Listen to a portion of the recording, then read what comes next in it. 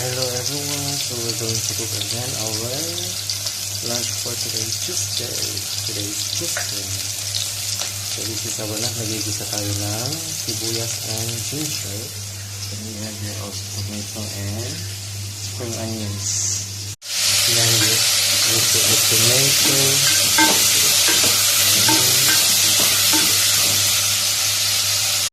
And then after that, we will put the fish.